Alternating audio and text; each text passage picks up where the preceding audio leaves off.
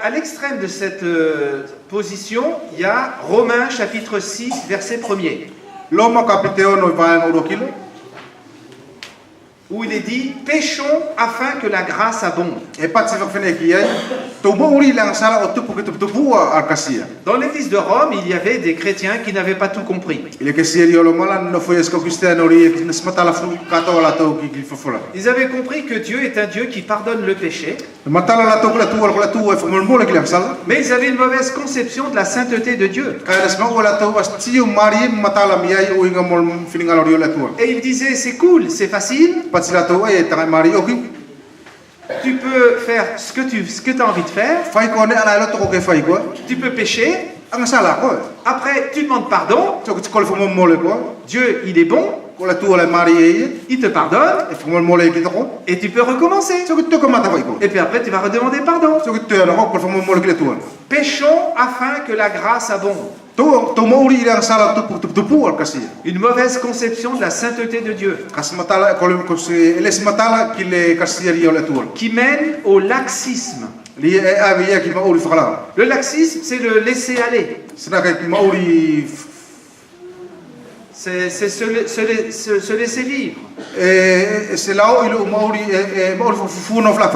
Doucement le matin et pas trop vite le soir. Casse pas la tête. Le laxisme, c'est faire du hors-piste, comme on disait hier. Alors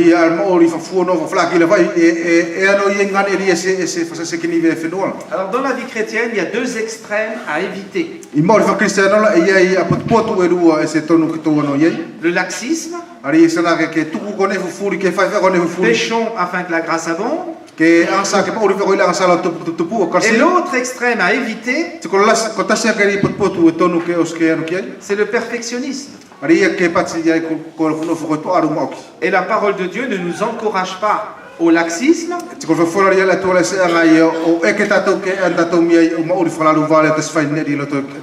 Elle ne nous promet pas que nous ne pécherons plus jamais sur la terre. Non au laxisme. Non au perfectionnisme. Oui au réalisme. Et le réalisme, je le vois au chapitre 1er, au verset 1er.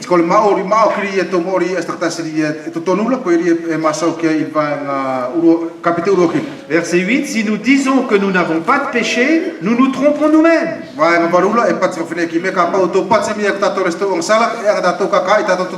Et au chapitre 2, verset 1er, je vous écris cela afin que vous ne péchiez pas. Mais si quelqu'un a péché, nous avons un consolateur ou un avocat, un défenseur auprès de Dieu, Jésus-Christ le juste.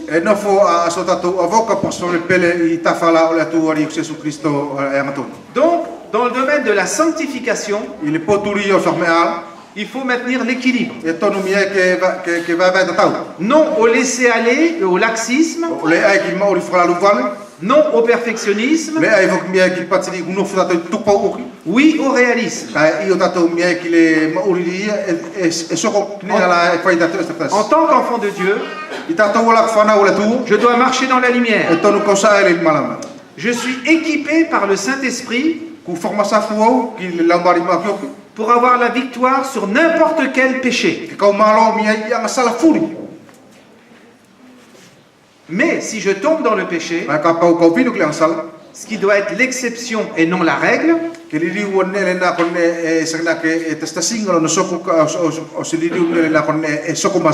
bonne nouvelle, c'est que je peux confesser mon péché. Et si je le confesse et si je m'en détourne, le sang de Jésus me purifie de tout péché. Et donc, le chrétien, une des caractéristiques d'un chrétien, c'est qu'il marche dans la lumière. Le menteur, c'est celui qui dit « Je connais Dieu, mais je vis habituellement dans le péché ».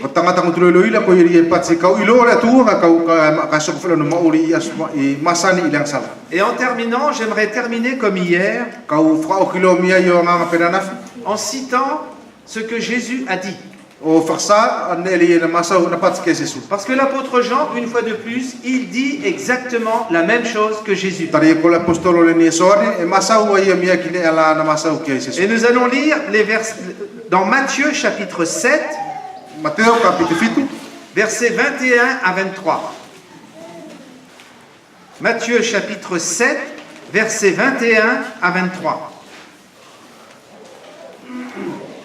Mateo capítulo 7, milo na vaenga korutasi korutur.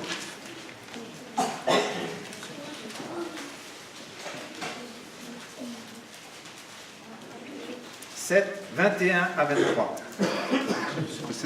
Ai capítulo 7, Mateo capítulo 7, versets 21 à 23. Ceux qui nous disent Seigneur, Seigneur. Mateo capítulo 7, vaenga korutasi korutur. Platou ala e patimai ke te au ariki ele asila touru furilo ki le puleanga o selu ka e ngato fai ki le ia e fai ia finngalo o tamana le ia e nofo ile langa e patimai lo stoka api ki te au ile aso ai ariki per le asmoto kite ilo suafa per le asmoto pat kapu temonio ilo suafa per le asmoto fai ni milakulo mau ke ai ilo suafa se kau pati atulo ki latou ile lawatea na le kau ilo fu kotou formama o atu yeteo kotou wala na fai ia le ngapeli.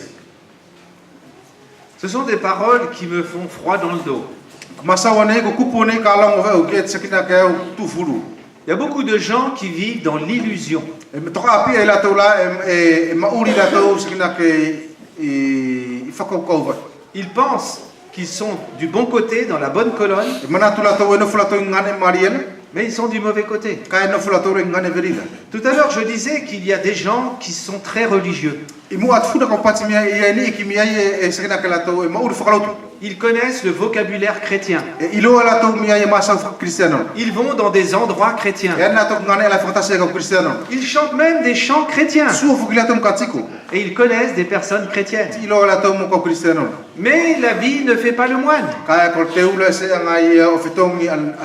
Et si ces personnes ne sont pas entrées par la porte étroite de la repentance, elles ne pourront pas entrer dans le royaume de Dieu. Et il y a des gens qui sont très religieux et qui pensent que grâce à leur religion, ils vont avoir le billet pour entrer dans le royaume de Dieu. Un jour, Jésus a raconté l'histoire d'un païen et d'une personne très religieuse. C'est dans Luc au chapitre 18, versets 9 à 14. Le pharisien était une personne très religieuse. Et elle est entrée dans la présence de Dieu, dans sa prière. Et il a dit, voilà Seigneur, bonjour, c'est moi que voici. Merci de dérouler le tapis rouge pour moi. Parce que moi, Seigneur, je suis quelqu'un de bien. Je ne suis pas comme les autres. Les autres sont menteurs, voleurs, adultères. Mais moi, Seigneur, je suis un bon chrétien. Je vais à l'église. Je donne ma dîme. Et je fais des bonnes œuvres. Et je ne suis pas comme lui là-bas. Le païen. C'est terrible, une personne religieuse. Quel contraste avec le païen. Le païen, il se tenait à distance. Il n'osait pas lever les yeux. Et tout ce qu'il a trouvé à dire à Dieu dans sa prière, c'est de confesser son péché. Oh Dieu, aie pitié du pécheur que je suis. Et Jésus dit que païen, il retournait chez lui pardonné de ses péchés. Alors que la personne religieuse, elle n'a rien compris. D'abord, c'était pas une prière, parce que c'était pour casser du voisin et manger du chrétien.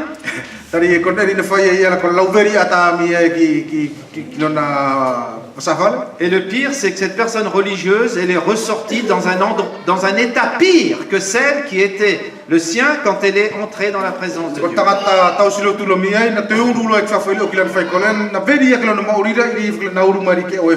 Cette personne religieuse, vous lui auriez fait passer une radio ou un IRM gratuit et sans rendez-vous.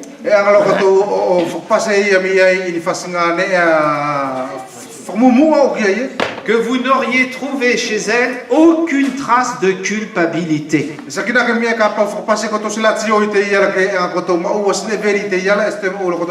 Tandis qu'à côté, le païen, lui, il était très conscient de son péché. Il savait qu'il n'était pas à la hauteur de la volonté de Dieu. Cette personne religieuse, elle se comparait aux autres pour se donner bonne conscience.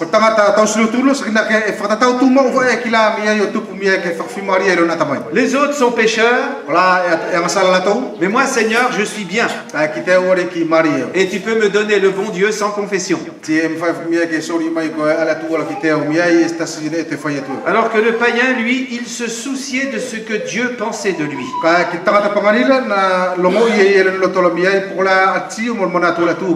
L'homme religieux se sent supérieur.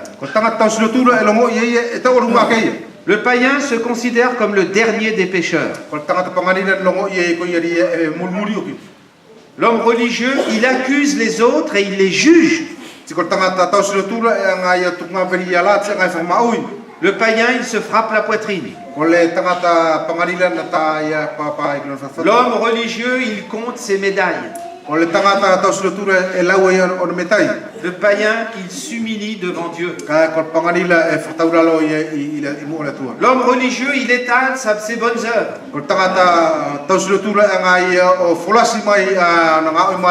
Le païen, il confesse ses péchés. L'homme religieux considère que Dieu lui doit le salut.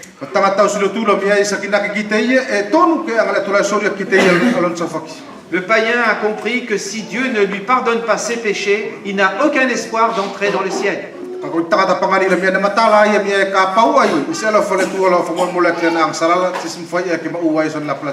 Et revenons au texte de Matthieu 7, versets 21 à 23. Jésus dit, beaucoup de gens me disent Seigneur, Seigneur. Un jour Jésus a dit, mais pourquoi m'appelez-vous Seigneur? Et ne faites-vous pas ce que je vous ordonne? Et il y a des gens qui vont se présenter devant Dieu avec leurs médailles, avec leurs bonnes œuvres. Et ils vont dire, Seigneur, moi, en ton nom, j'ai prophétisé.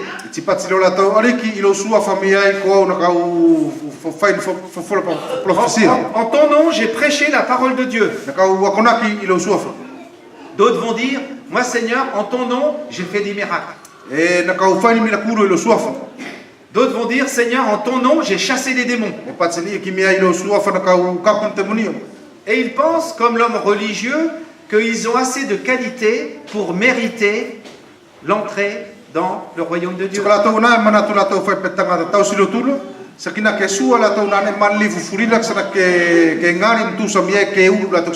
Quelle gifle! Quand Jésus va leur dire, je ne vous ai jamais connu, retirez-vous de moi, vous qui pratiquez le péché.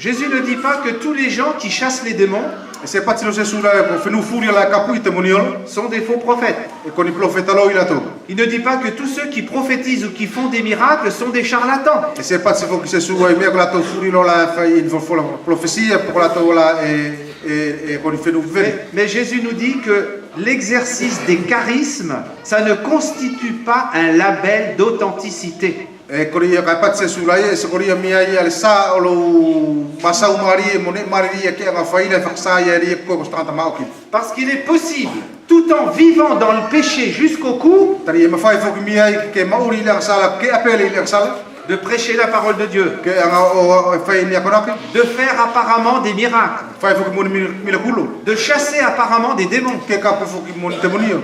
Parce qu'on sait que le diable, il peut donner à certaines personnes le pouvoir, soi-disant, de chasser les démons. Tari ko te poro lo foki anga fo ma fai ke sori fo ke kini ki mea al mare ke ria ke o pati ke kapu ni te monio.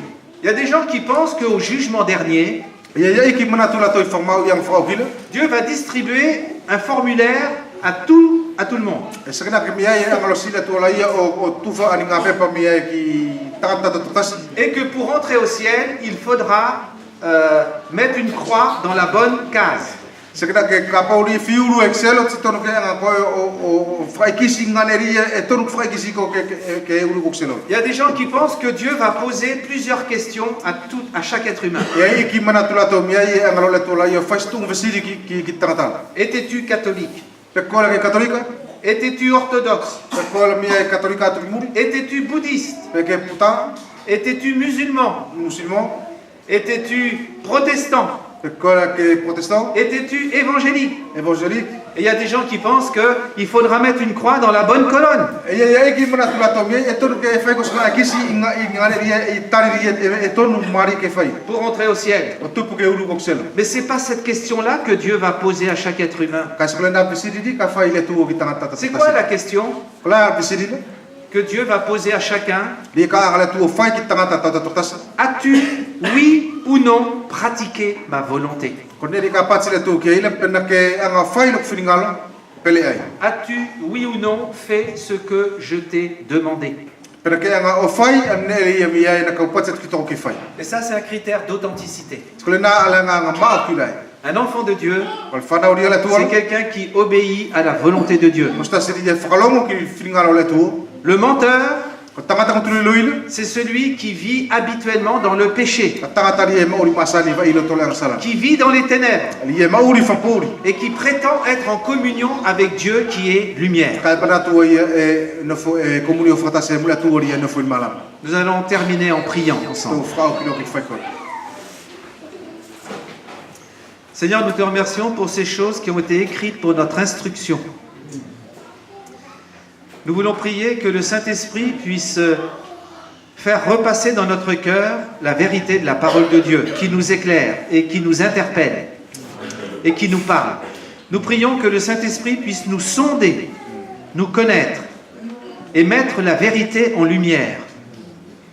Merci parce que tu es lumière, tu es saint, tu es juste, tu es parfait. Et en toi, il n'y a aucun changement, aucune ombre de variation. Merci parce qu'en toi, il n'y a aucune trace de ténèbres. Seigneur, nous prions que tu nous aides à voir la vérité de notre cœur par ta lumière. C'est par ta lumière que nous voyons la lumière. Et nous prions que tu nous sondes, que tu nous connaisses, que tu nous mettes à l'épreuve. Et aide-nous à admettre, à accepter, à reconnaître la vérité, en appelant le péché par son nom. Merci parce qu'il est possible par ta grâce de marcher dans la lumière. Et merci parce que si nous sommes tombés dans le péché, eh bien, nous pouvons confesser notre péché. Merci pour l'efficacité du sang de Jésus à la croix. Merci pour le sacrifice de Jésus qui est parfait. Il n'y a plus rien à ajouter ni à retrancher. Tout est accompli. Veuille, Seigneur, que nous marchions chacun, chacune dans la victoire. Là où nous avons la défaite, veuille nous accorder par la foi la victoire. Et veuille nous aider à nous saisir par la foi des vérités de tes promesses. Merci parce que je puis tout par celui qui me fortifie. Nous t'adorons et nous aimons les uns les autres. Et nous prions que tu nous aides à marcher dans la lumière avec toi et les uns avec les autres. Continue de nous bénir dans la communion fraternelle et dans la suite de cette journée. Nous t'adorons et nous prions que ton règne vienne au nom de Jésus. Amen. Merci.